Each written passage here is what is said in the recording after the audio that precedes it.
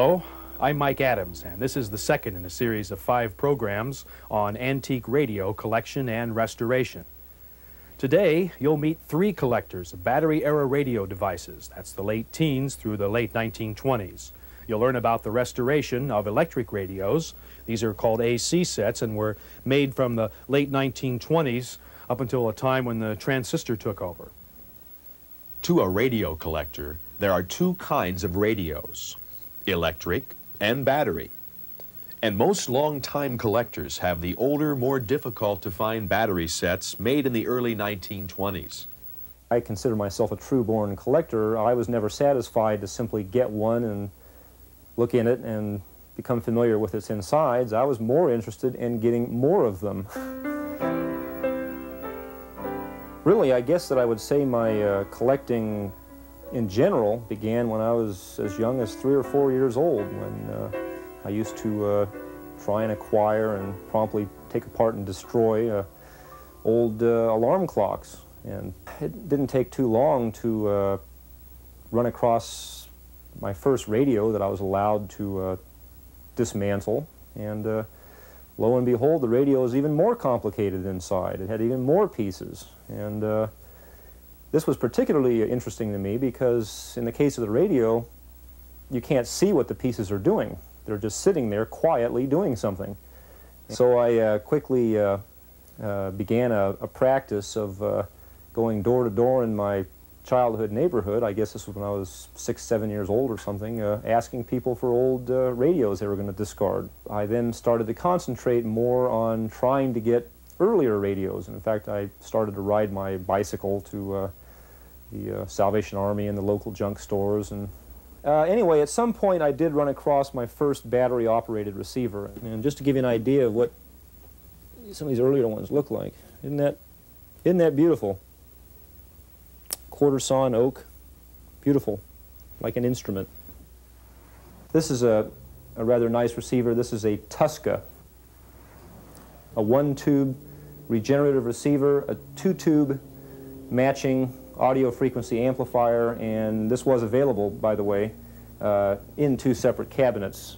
And that was kind of the philosophy for a long time, is you would buy this to begin with. Radio is very expensive in these days and really kind of a new experimental toy for a lot of people, so often they would start with this left hand, which is what they needed to begin receiving broadcast signals, and then they when they decided they were sold on the concept, they would buy the matching high-power audio amplifier and improve their enjoyment of radio reception. This is an early transmitter, basically the same vintage as the rest of this equipment. To be precise, this one about 1922. This is a 20-watt unit made by General Electric for Radio Corporation, RCA. And it turns out, in collecting, that transmitters are much harder to find than the receivers, as I'm sure you can imagine. I mean, after all, how many transmitters do you have for so many receivers, typically?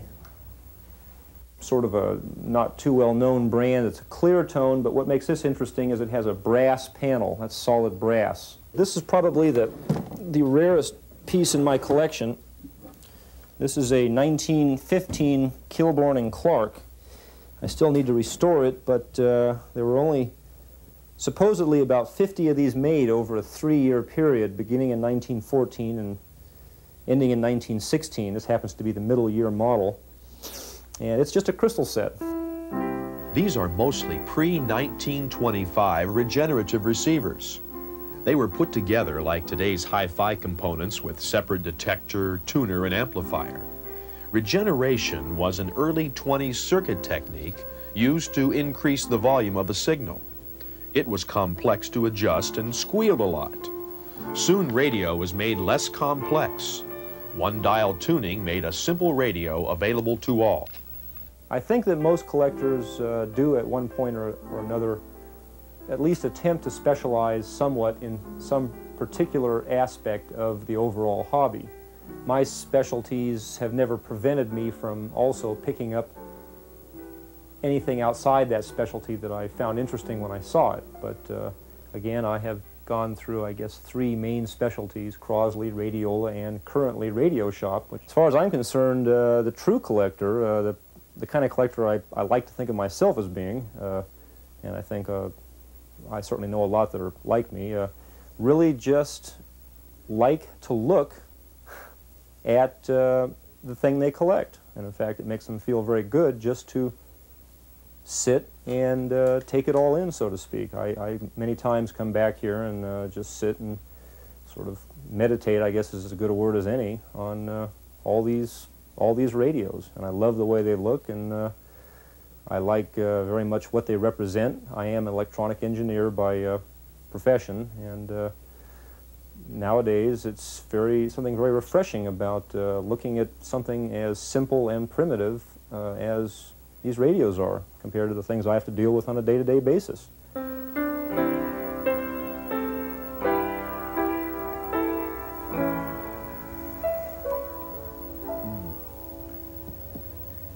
Even though that tube is almost all the way down into replace, it will still work because the tube actually does still function, even though it's very, very weak. And well, it should. It's from a radio made in 1930, and this tube was replaced, as it says on here, back in 1941. So this radio's had a lot of service in its life. I have a feeling, just looking at the components.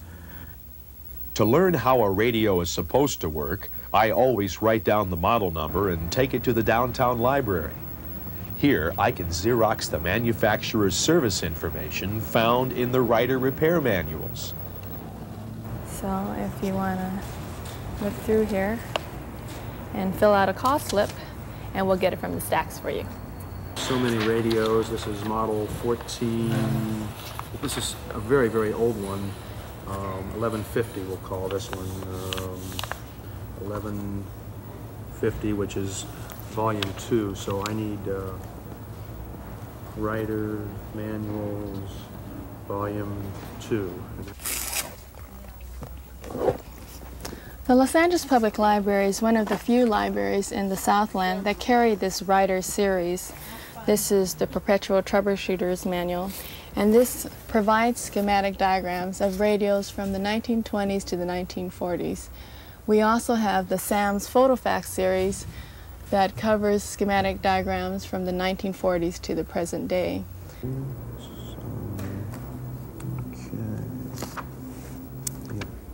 That's interesting. That's good. That's exactly the right one. That's exactly right. Oh, this is excellent. This is exactly what we need. Not only do we have a schematic diagram, which in the electronic world uses certain symbols to designate components in a radio or television, but also Sears' engineer, the person who designed this back in 1929, actually gives us a pictorial diagram, which essentially is a line drawing of the actual tube sockets, coils, transformers, all the capacitors and resistors. So this is very, very useful service information.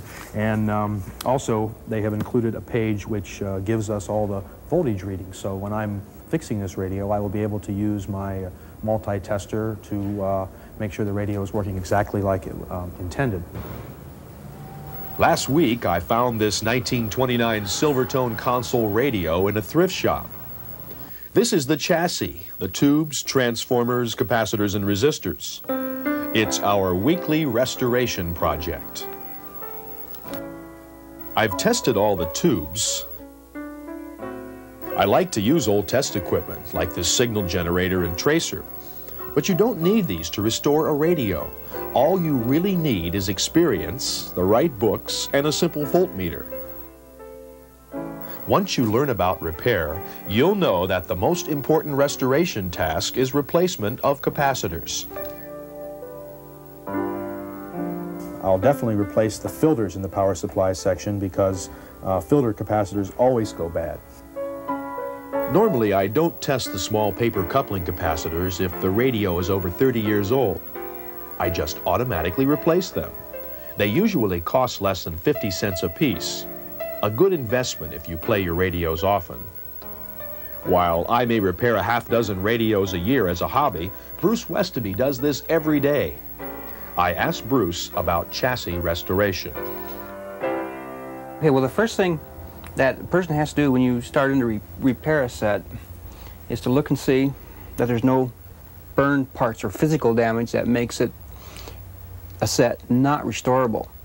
In other words, if the power transformer's fried, or you look underneath here and there's always a resistance network if that's not cooked, and there's a B+ resistance network if that's not opened up. A lot of times too on the older sets, this tuner in here, this one looks like it is.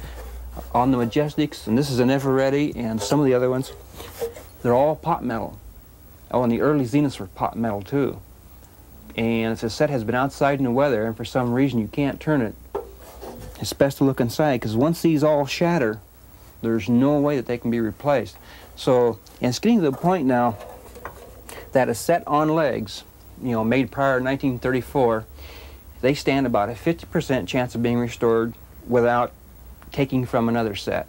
One thing very important is that if a person finds a radio, don't plug it in.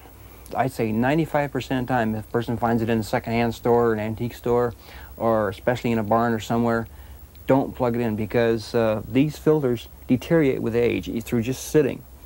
And what they'll do is the set will come on, and you'll maybe get a station, and then it'll start to hum louder and then louder, and these things will get hot internally.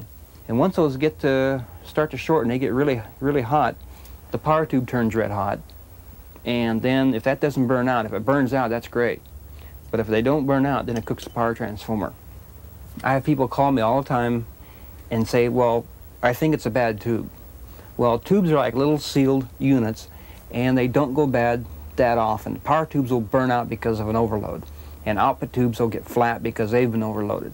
As for burnout tubes in these older sets, I come across maybe 1 or 2 a year. The parts that are almost impossible to replace are like these faces here, because all of these, the inks are water soluble. So in other words, a person gets one of these, like this has had a little mold on it and lots of dirt. Take a little 409 and squirt on that, and or Windex or any detergent, and the numbers will just run right off. And that includes this along with Philco and 90% of the other sets. So the only and best way to clean a face is to take a piece of terry that's not even damp and just buff it. And then just same thing, same goes with all these numbered faces.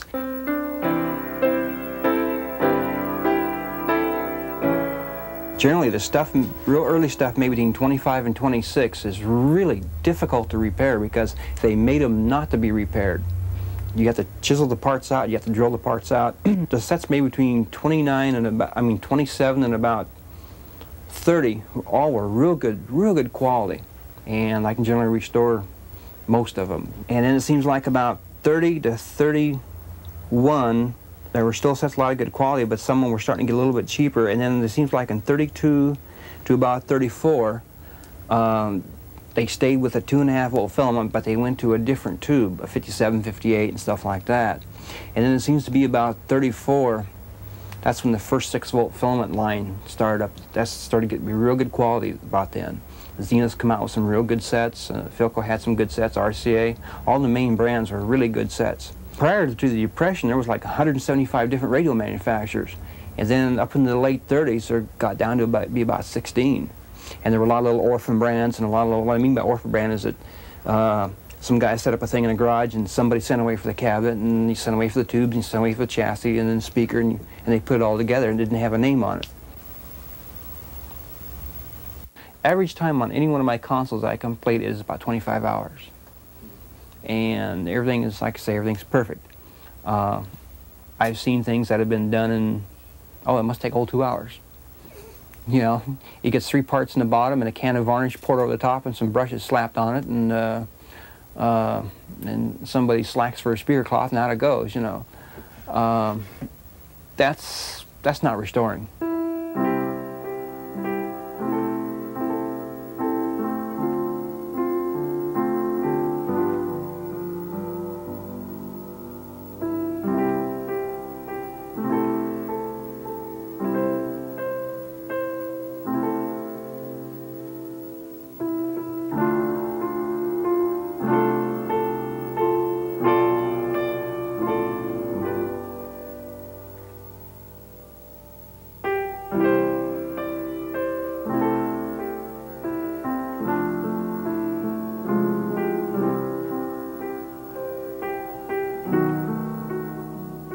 When people ask me how to tell the age of radios, one way, of course, that I know is by looking at the types of tubes, and that to me is about the best way of telling when a radio was made, sometimes serial numbers or model numbers.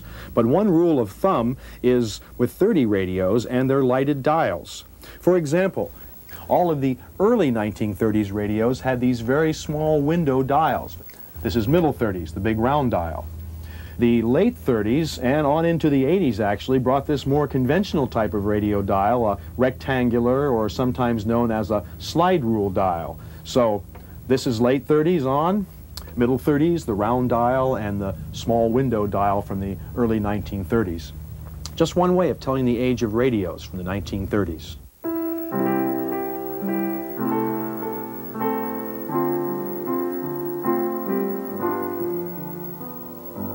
This is the Horn Speaker Museum. It represents a collection of radio horn speakers from the 1922 to the 1927 era, and there are approximately 121 speakers here. In the beginning, in the late 1800s and very early 1900s, earphones were the typical listening device for people listening to audio. As radio developed in the late 1915-16 era, the Magnavox people, through two inventors, Jensen and Pridham, accidentally put a driver into a phonograph bell, and lo and behold, they got amplification. Okay, a Magnavox horn speaker behind me, which is one of their early models, shows their styling and technique that developed from a gooseneck kind of design. And this became pretty much a standard on the market in the early 20s as radio was developing. Made with a variety of materials in many sizes and shapes, horns were a large air column coupled to an earphone-type transducer. They took advantage of the increased volume of the vacuum tube amplifier. You're looking at a cone speaker with cone material made out of linen, and it's drawn, and it's been impregnated with something that has become rather stiff, firm, and hand-painted by the factory artists. The cone speaker used a large paper diaphragm moving in free air. It's like today's loudspeaker. The longest horn in my collection, it's 7 feet, give or take a few inches if it were stretched out linearly. It was made for a console cabinet, and it's dull black. Some people call it ugly. Tone quality is not too bad compared to my other horn speakers. Floyd Paul is a nationally known expert and wrote the book on horn speakers.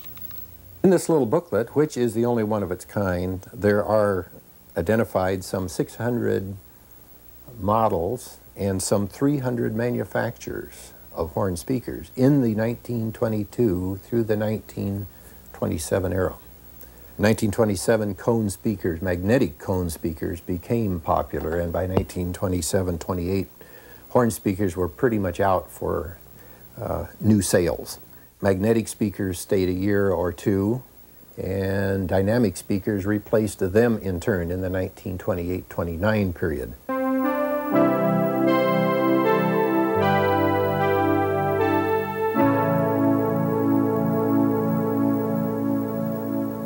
What happened, I think, on this grill, somebody really crunched it a good one, because this was like it was twisted up in here. It was like it bent, broke in that way. Yeah. So, and it's all glued in real nice and tight now. So, and I put just a little tiny piece of filler in right here, and once that'll take the stain, and once it's sanded, you won't hardly be able to see that. And if it does show, I can always take and stipple it in with a little stain or something. How do you strip it? It's what's called a it's like a lacquer thinner base stripper. It's real mellow. It's not caustic. If you use those real caustic, heavy, nasty strippers where it goes on, it's like jelly. They're too caustic. They're hard on your hands, and just splash in your face. It's really rough, and then it takes too many fillers out of the wood. It just makes us. It would make a set like this is just as dry as a potato chip. You know, just terrible. Now this is 2 halves. Let me help you with this? Yeah, okay. With off of a set that I broke up, but they do come out. handy to clamp things. Oh, I see. Our little tops inside here. Oh, Yeah. I get it. Okay.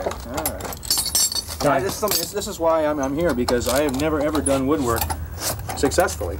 I tried making a coffee table once. I made it out of white pine, and it was so fragile that when you set a cup down on it, it dented it. I mean, it was You know, pine embarrassing. It was so embarrassing. Yeah, pine is soft. I knew I had to do something else. Yeah, pine was terrible. But, you know, with what I do now, it's just after your years of trying and failing, you know, so, whoops, clunk. Oh, sorry about that. Well, we should have had it laid down at an angle. Okay. Now, I don't think it hurt it. No. Ah, good. It's doing, Okay. yeah, it's doing fine. Okay. So, in other words, you do a half at a time, is what you're saying. Well, I had started out with one big piece, and when I soaked the cross banding off this piece, it automatically split in two. Oh. And this had no veneer when we got this radio. No, and it was loose all the way around here, so I took it and it's all been glued. Now, is this used veneer from another old radio cabinet, Yeah, right? In other words, you find old radio cabinets that are good for veneer. Yeah. That's amazing.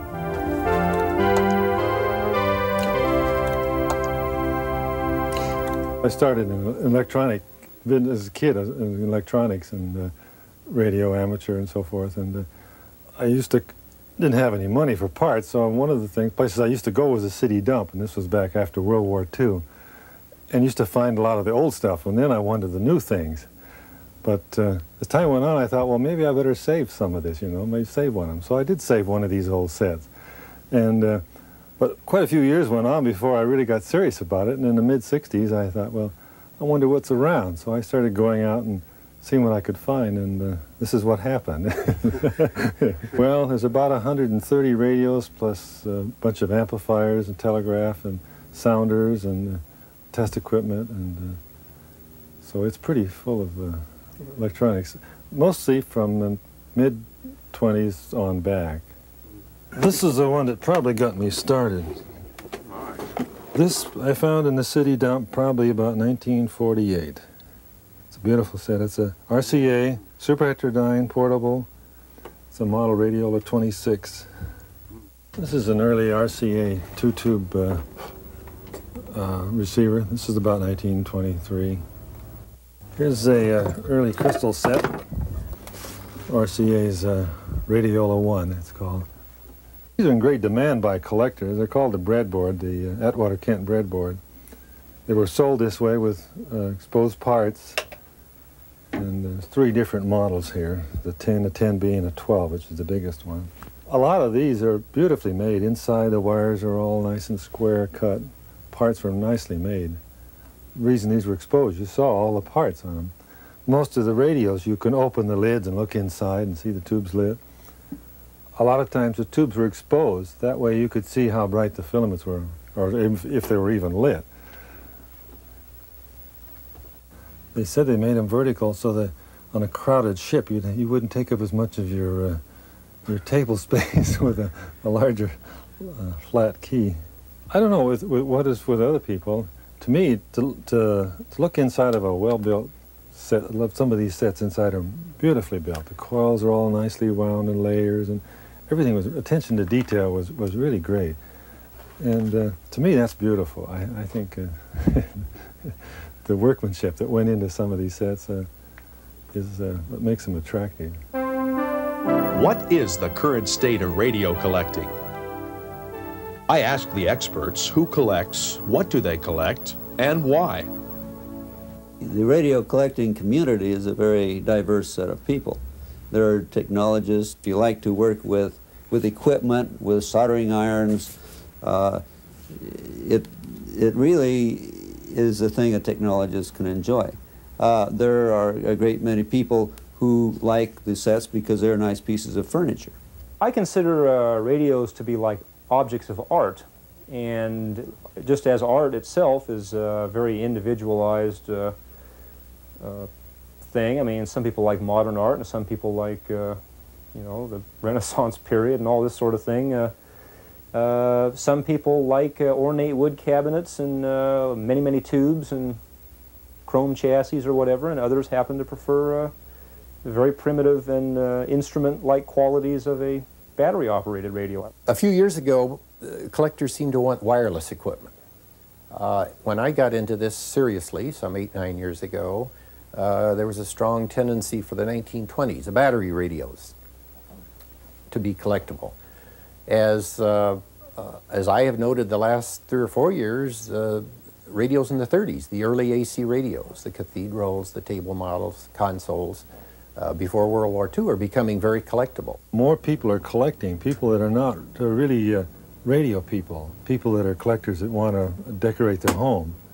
So everybody that wants a 1930s home wants a cathedral radio. Through the 60s into the 70s, people would look at someone who collected AC sets as some kind of an upstart. It's not really until we moved into the latter 70s and the 80s that the collection of the AC broadcast sets became legitimate, if you will. As a result of doing this series, in a way, as a result of my search for the radio collectors among us, I met people that collect microphones, vacuum tubes, books, pictures, all types of radio devices from the early 1900s through the 1950s. Now, when I was a kid in the late 1940s, I used to hang around the radio repair shops and pester the service people, and I've been working with electronic devices for a long time, but if you are a newcomer to the hobby, let me show you something about AC radios. This is a power supply of a typical AC radio. This is the power transformer. This is the rectifier tube, and these are the filter capacitors. Now, it is entirely possible that when plugged in, a voltage of 600 to 700 volts AC could appear across the plates of the rectifier tube. You need to know what you're doing. My advice is to take a community college class in basic electronics or go to a public library and read about electronics before you attempt any serious under-chassis restoration. Next week on our program, you'll meet collectors of mid-1930s through World War II big cabinet radios. Bruce Westaby will tell us all about cabinet restoration, and go to the Pacific Pioneer Broadcasters for a behind-the-scenes look at the golden age of radio programming.